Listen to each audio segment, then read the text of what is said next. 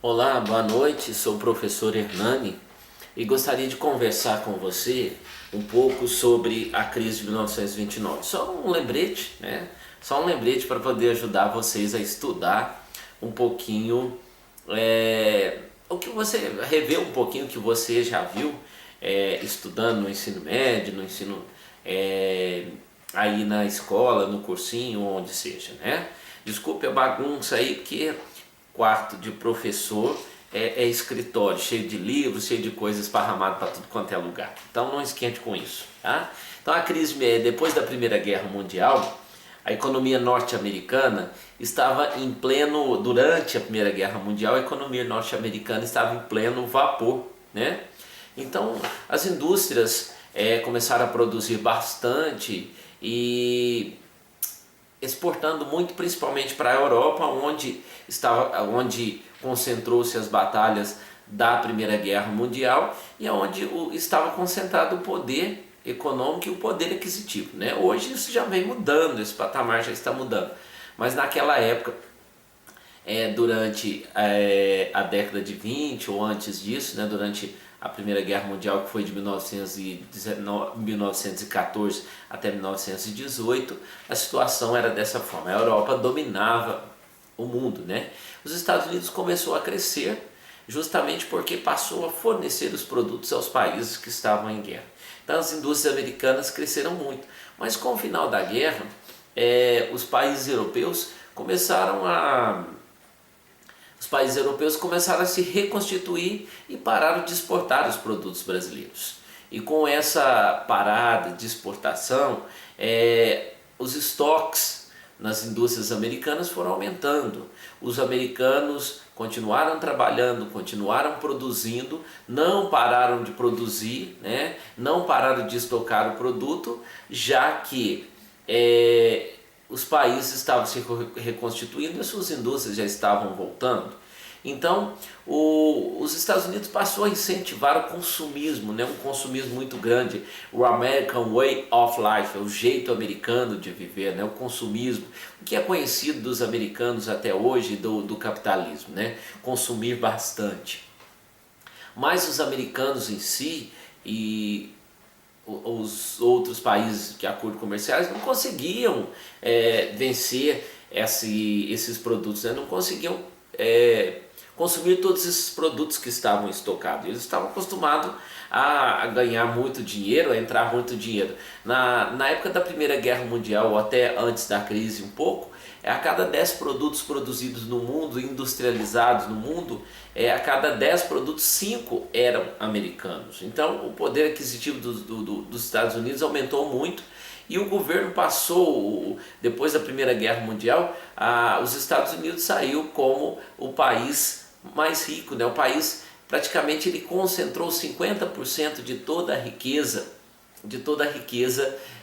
mundial em termos de produtos, de ouro e tudo mais, né? Toda a riqueza mundial. O exemplo é que a cada 10 produtos, que eu já tinha dito, a cada 10 produtos, 5 produtos fabricados nas indústrias eram americanos. E o que acontece?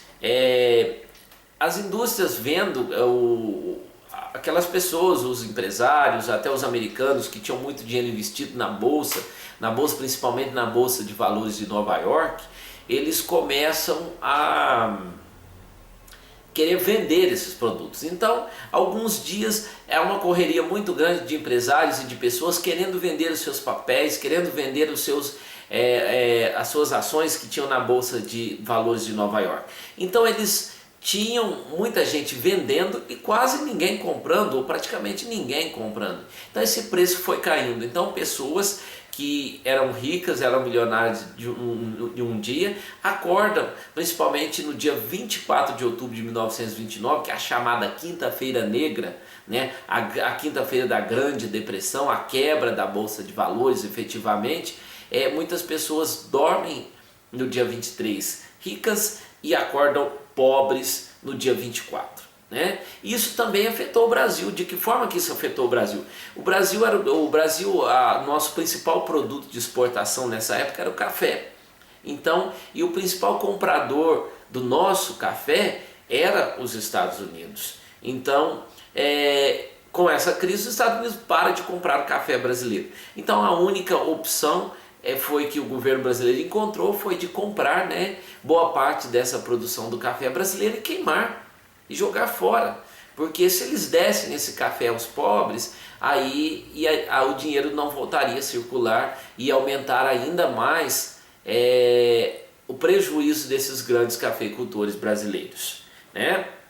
Isso esparramou para o mundo inteiro. Todos aqueles que tinham acordos comerciais com os Estados Unidos, porque os Estados Unidos sempre foram grandes compradores, vendiam também, mas também compravam muito, compram até hoje.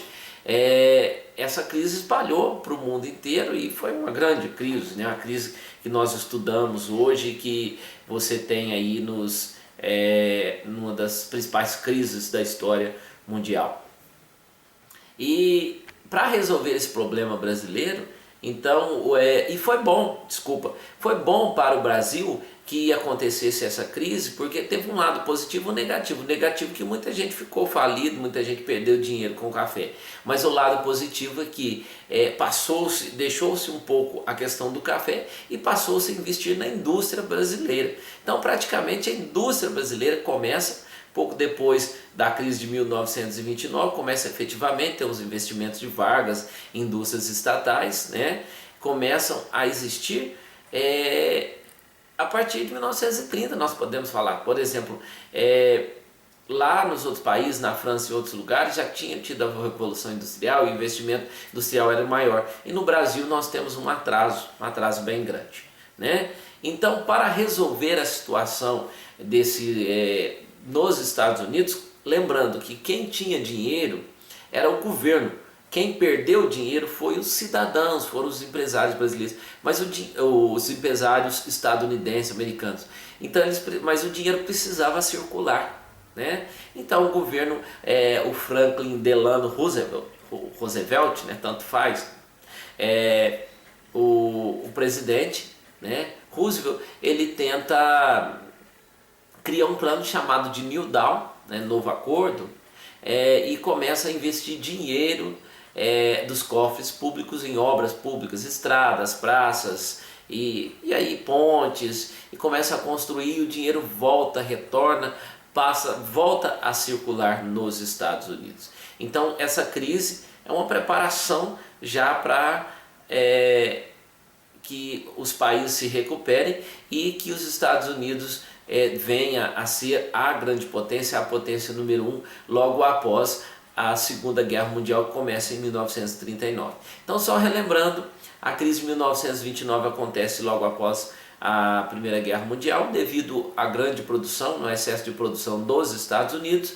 No dia 24 de outubro de 1929, a Quinta-feira Negra, o estouro da Bolsa, a quebra da Bolsa de Valores de Nova York, a Quinta-feira Negra, e o Brasil é afetado principalmente porque era o grande comprador de café dos Estados Unidos. Espero que eu tenha ajudado, um abraço, até a próxima.